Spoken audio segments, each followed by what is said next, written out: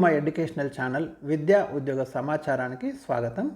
Telugu degree first year students సంబంధించి semester 1 ప్రశ్నాపత్రం మరి ఏ రకంగా ఉంటుంది, మోడల్ పేపర్ ఇది ఆల్రెడీ ప్రీవియస్ పేపర్ తీసుకుంటున్నాను. ఇక్కడ గత ప్రశ్నాపత్రాన్ని మనం ఇక్కడ అనాలిసిస్ చేస్తున్నాము. మరి ఇక్కడ మీకు యూనివర్సిటీ సెమిస్టర్ 1 విద్యార్థులకి ఈ లాంగ్వేజ్ ఎవరైతే మరి సెకండ్ లాంగ్వేజ్లో మీకు 80 మార్క్స్కి ఏమో యూనివర్సిటీ ఎగ్జామినేషన్ ఉంటుంది, 20 మార్క్స్ అయితే మీకు ఇంటర్నల్ మార్క్స్ ఉంటాయి. సో ఇక్కడ ఈ 80 మార్కులకి మరి ప్రశ్నలు ఏ రకంగా వస్తున్నాయి అనేది డిస్కస్ చేద్దాం. ఇలాంటి లేటెస్ట్ ఇంపార్టెంట్ ఇన్ఫర్మేషన్ కోసం ఛానల్ని సబ్స్క్రైబ్ చేసుకోండి. మరొకసారి మనం చూస్తే ఫస్ట్ మీకు మొట్టమొదట మీకు 3 గంటలు అయితే టైం ఉంటుంది, 3 అవర్స్ డ్యూరేషన్ అంటున్నాడు. ఈ 3 గంటలలో మీరు 80 మార్కులకైతే ఆన్సర్స్ రాయాల్సి ఉంటుంది. ఇందులో ఫస్ట్ మీకు భాగం ఆ అంటే పార్ట్ ఏ అనుకోవచ్చు. మీరు ఇక్కడ మీకు 6 ప్రశ్నలు ఇస్తాడు, మీరు 4కి ఆన్సర్స్ రాయాలి. 4 × 5 ఒక్కొక్క దానికి 5 మార్కులు అంటే 20 మార్క్స్ మీకు ఇక్కడ పార్ట్ ఆ నుంచి తీసుకుంటాడు. ఇందులో 2 క్వశ్చన్ నెంబర్ 1 క్వశ్చన్ నెంబర్ 2 సందర్భ సహిత వ్యాఖ్యలు ఇస్తాడు. ఇక 2 చూడండి, మీరు సుఖము దుఃఖంబు కార్యార్థి చూడడిందు బీదలకు ఎప్పుడేని ఇచ్చినది వ్యర్థముగా పోదు. 2 సందర్భ సహిత వ్యాఖ్యలు ఇచ్చిండు. ఈ 2 సందర్భ సహిత వ్యాఖ్యలకు ఒకటేమో ప్రాచీన కవిత్వం నుంచి తీసుకున్నాడు అంటే సంవరుడి తపస్సు నుండి, ఒకటేమో ఆధునిక కవిత్వం నుండి తీసుకున్నాడు గంగిరెద్దు నుండి. కాబట్టి మీరు ఒక సందర్భ సహిత వ్యాఖ్య రాసేటప్పుడు మొట్టమొదట కవి పరిచయము, తర్వాత అది ఏ సందర్భంలో ఆ వ్యాఖ్య చేయబడింది, ఎవరు చేస్తున్నారు, మూడోదేమో ఆ వ్యాఖ్యకు వ్యాఖ్యానం లేదా భావాన్ని రాయాలి, దాని యొక్క ఎక్స్ప్లెనేషన్ అంటాం అది రాయాల్సి ఉంటుంది.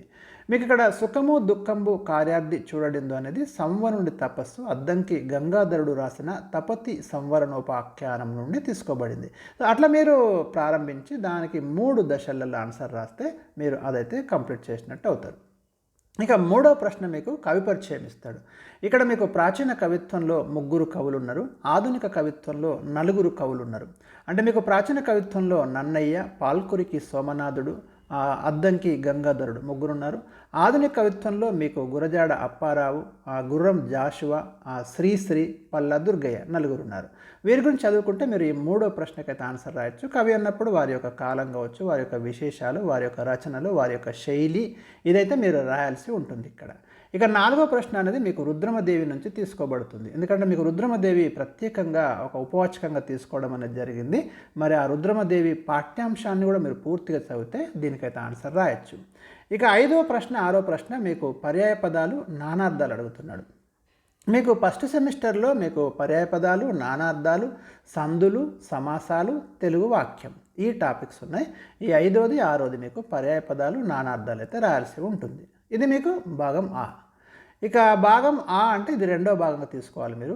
ఇక్కడ మీకు 4 ప్రశ్నలు రాయాలి, 4 × 15 60 మార్కులకు ఇక్కడ మీరు రాయాల్సి ఉంటుంది. ఒక్కొక్క దానికి 15 మార్కులు.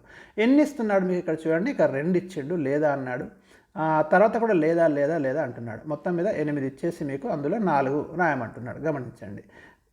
7వ ప్రశ్న వచ్చేసి మీరు గుర్తుంచుకోండి, ప్రతిపదార్థ తాత్పర్యం రాయాల్సి ఉంటుంది. ఈ పద్యానికి సమగ్ర వ్యాఖ్య రాయండి అంటున్నాడు.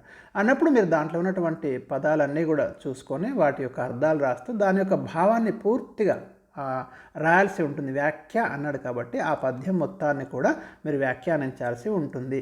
అంటే ఇక్కడ మీకైతే ఇది శకుంతలోపాఖ్యానం నుంచి అయితే తీసుకున్నాడు ప్రాచీన కవిత్వం నుండి. ఇక 2వది వచ్చేసి ప్రాచీన కవిత్వం నుంచే తీసుకున్నాడు, ఇది కూడా సంవరుడి తపస్సు నుంచే తీసుకున్నాడు. ఇందులో ఏదైనా ఒకదానికి మీరు సమగ్ర వ్యాఖ్య రాస్తే సరిపోతుంది. దీనికి 15 మార్కులు అయితే మీకు రావడం అనేది జరుగుతుంది. ఇక నెక్స్ట్ వచ్చేసి మీరు చూడండి 8వ క్వశ్చన్. ఇక్కడ కూడా మీకు 2 ఇచ్చిండు.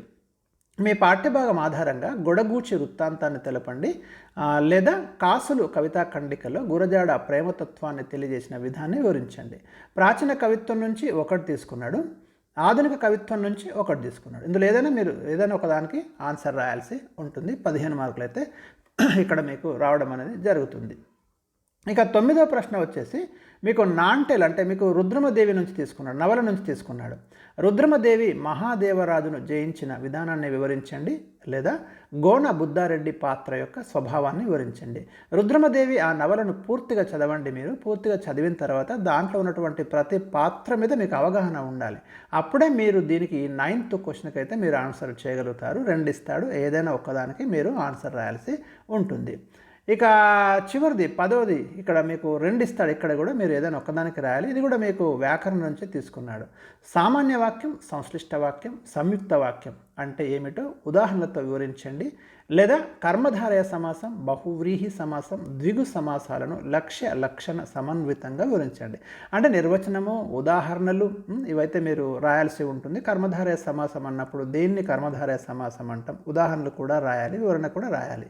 ఇక వాక్యం అన్నప్పుడు సామాన్య వాక్యం అంటే ఏంటి, సంశ్లిష్ట వాక్యం, సంయుక్త వాక్యం, వాటి యొక్క నిర్వచనాలు రాయాలి, ఉదాహరణలు కూడా రాయాలి. అప్పుడే మీరు దీనికి ఆన్సర్ అయితే చేయగలుగుతారు. సో ఇక్కడ మీకు అంటే 10వది అయితే పూర్తిగా వ్యాకరణాంశాల నుంచి ఉంటుంది. 9వ ప్రశ్న రుద్రమదేవి ఉపవాచకం నుంచి ఉంటుంది. 8వ ప్రశ్న వచ్చేసి మీకు ప్రాచీన కవిత్వం నుంచి ఒకటి, ఆధునిక కవిత్వం నుంచి ఉంటుంది. 7వ ప్రశ్న వచ్చేసి మీకు పద్య సమగ్ర వ్యాఖ్య రాయాలి పద్యానికి. సో ఇది మీ యొక్క క్వశ్చన్ పేపర్ యొక్క ప్యాటర్న్ అండి. మరి ఈ రకంగానే మీరు ప్రిపేర్ కనుక కాగలిగితే ఖచ్చితంగా మీకు తెలుగులో మంచి మార్కులు అయితే రావడం జరుగుతుంది. మరి ఇంకేమైనా డౌట్స్ ఉంటే నాకు కామెంట్ సెక్షన్లో రాయండి.